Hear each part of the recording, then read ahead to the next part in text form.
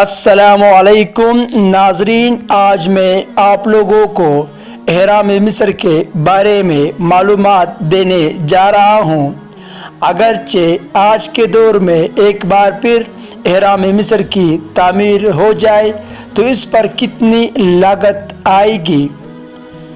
ناظرین، 4500 سال پہلے ان احرام کی تعمیر آج بھی لوگوں کو حیران کرتی ہے، اور وہ سمجھتے ہیں کہ کسی عقل سے ماورا مخلوق نے اس کی تعمیر میں حصہ لیا۔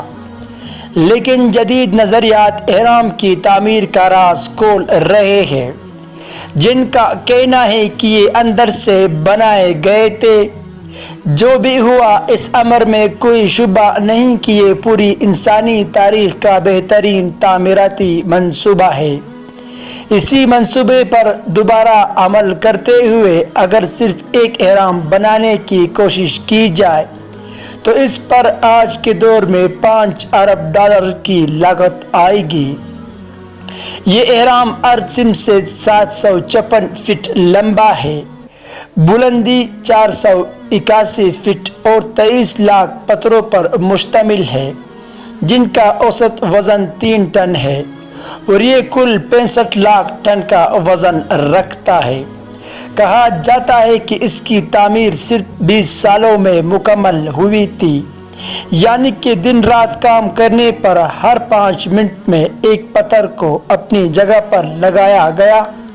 عام طور پر یہ سمجھا جاتا ہے کہ اس سے ڈھلوانی اور چڑھائیاں بنا کر تعمیر کیا گیا، لیکن سائنسی جائزہ بتاتا ہے کہ اتنی بڑی پتھروں کو حرکت دینے کے لیے اگر کوئی چڑھائی بنائی جاتی ہے تو اس کی لمبائی 1 میل تک ہوگی، بلکہ خود وہ چڑھائی احرام مصر سے 2 گنے حجم کی ہوگی۔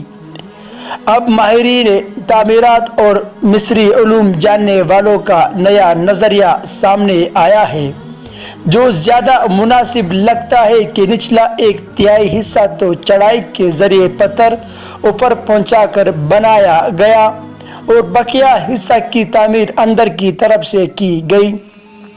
اگرچہ احرام 4000 مزدوروں کی مدد سے 20 سال میں تعمیر کیا گیا، آج پتھر والی گاڑیوں، کرینوں اور ہیلی کاپٹروں کی مدد سے 2000 افراد کو اگر ایسے ہی کام پر لگایا جائے تب بھی وہ 5 سال لیں گے، اور وہ بھی $5 ارب کی بہت بڑی لاگت کے ساتھ۔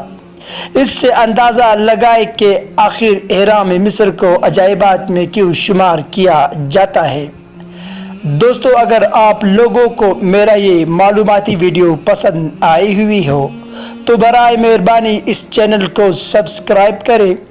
انشاءاللہ میں اور بھی معلوماتی ویڈیو آپ لوگوں کے خدمت میں پیش کروں گا۔